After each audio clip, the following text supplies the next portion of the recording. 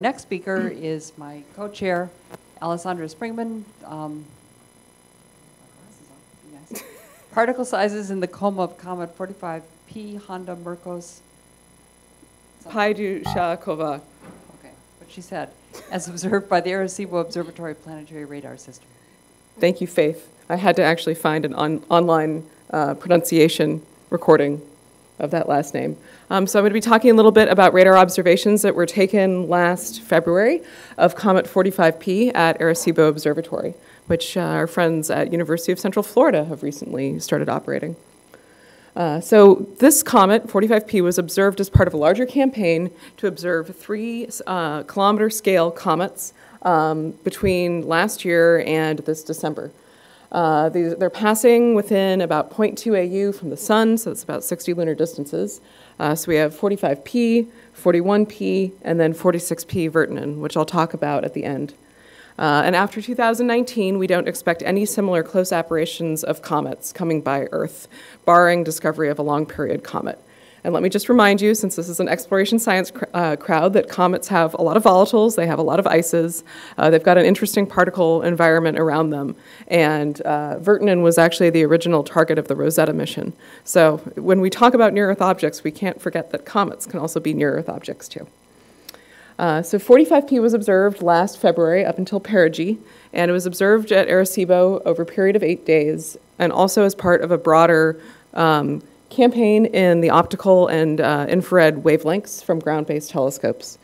So this was at Kitt Peak on Mount Lemmon with the 61-inch telescope, and also at the LBT and the MMT. The Arecibo itself has a 1 megawatt transmitter at 2.4 gigahertz, and it has a 2 arc-minute field of view, meaning that our field of view was up to 9,000 kilometers across at closest approach. Ellen Howell has been working on delay Doppler radar maps of the nucleus and a shape model of the nucleus itself. The data I'm going to be presenting are cross-sectional areas of the Coma and the nucleus regions as well. So this is just the orbital geometry of where the comet was during its encounter with Earth.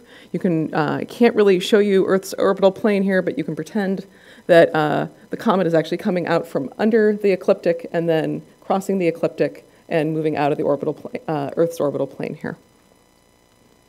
Okay, so this is what typical radar data looks like. This is a great way to confuse a lot of people, but I'm just going to give you the quick introduction to what this means. This big spike in the center, this is the nucleus. The big spike in the center is the nucleus. It's small because the nucleus is moving more slowly relative to the particles around it. And then the coma itself is this sort of skirt, this distribution of particles. And the particles in the coma are moving about 20 meters per second away from you and about 10 meters per second towards you on this data from February 9th.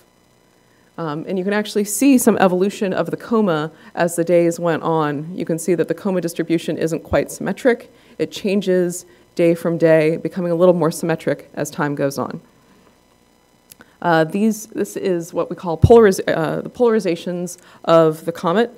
The OC is the opposite sense. That really just means signal that we get back from the comet that's bounced an odd number of times. So usually it's bounced once or 3 times, and that's the strongest signal we get.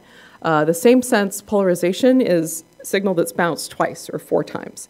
So the presence of the same sense polarization means we have a rough surface, an intermediately rough surface, and the cross-section of the coma itself shows that it initially actually decreases a bit in cross-sectional area and then stays constant. So there has to be some consistent production of material to sustain a coma with a cross-section that's staying constant.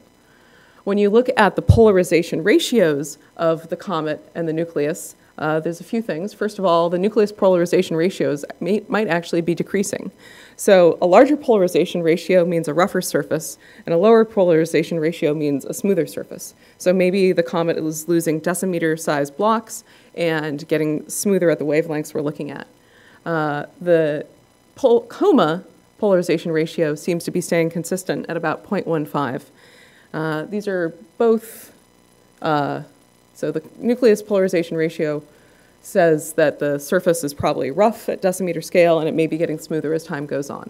And this is in the middle of the comets we've observed with radar.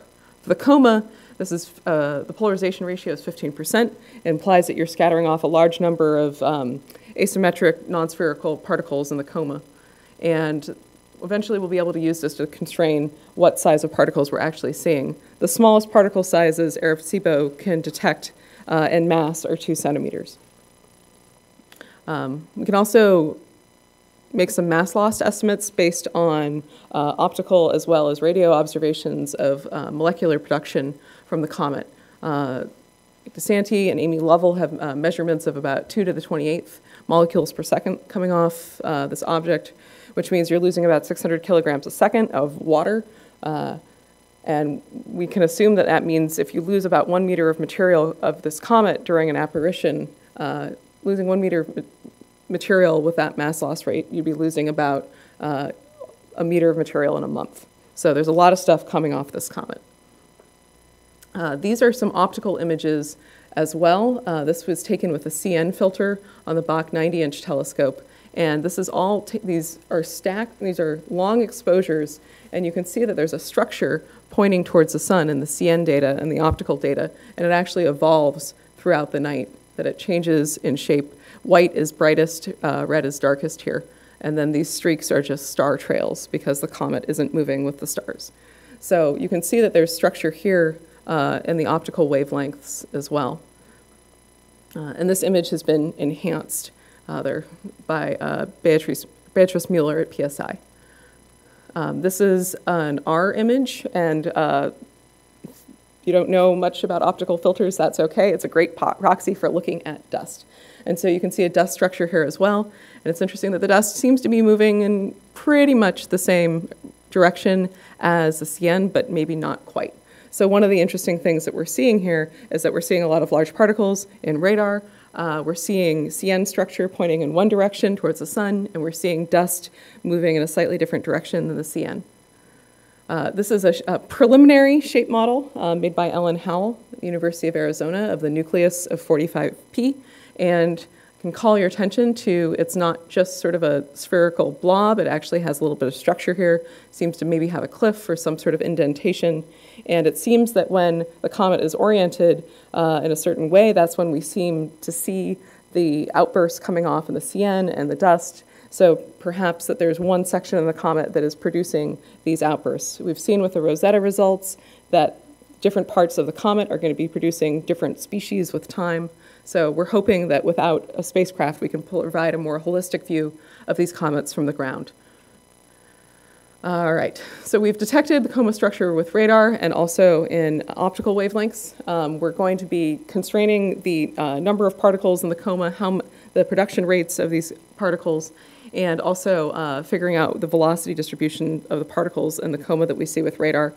Is this a jet pointing towards the sun? Is there some sort of thermal lag that causes the jet to develop and point not quite towards the sun? So stay tuned for that. We're also, Ellen Howell's refining the radar-derived shape model, so hopefully we'll be able to use that to look at how all the other wavelengths fit in. There's dust coming from the same part as the comet as the CN. Are there certain orientations of the comet where we see more activity in certain wavelengths?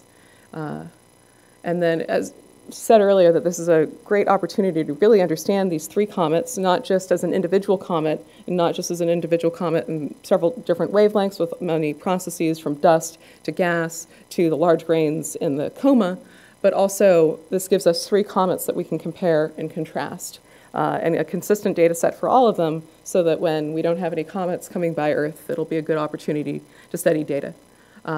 And then finally, I'd like to call your attention to Comet 46P Virtanen, which is coming by in December, and it was the original target of the Rosetta mission, and it is in an accessible orbit for future exploration should anyone want to do a comet mission.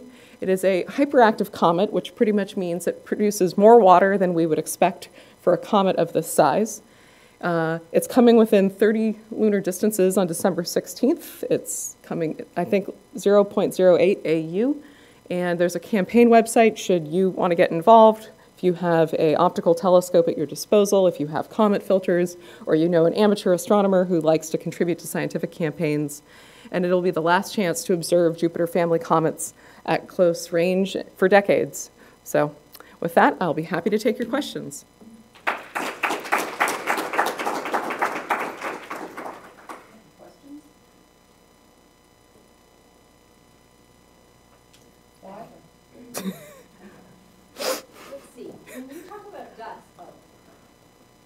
When you talk about dust, what size are you talking about? So like silicate grains, so the dust that we're seeing from the comet in radar, it's 2 centimeters.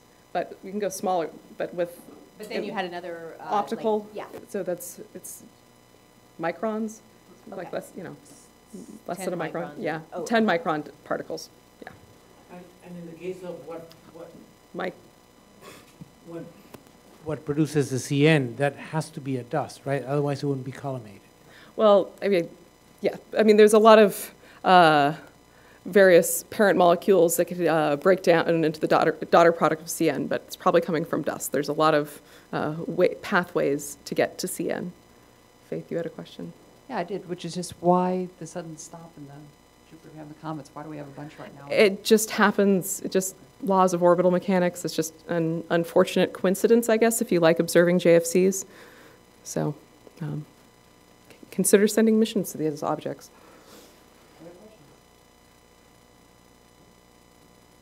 Okay.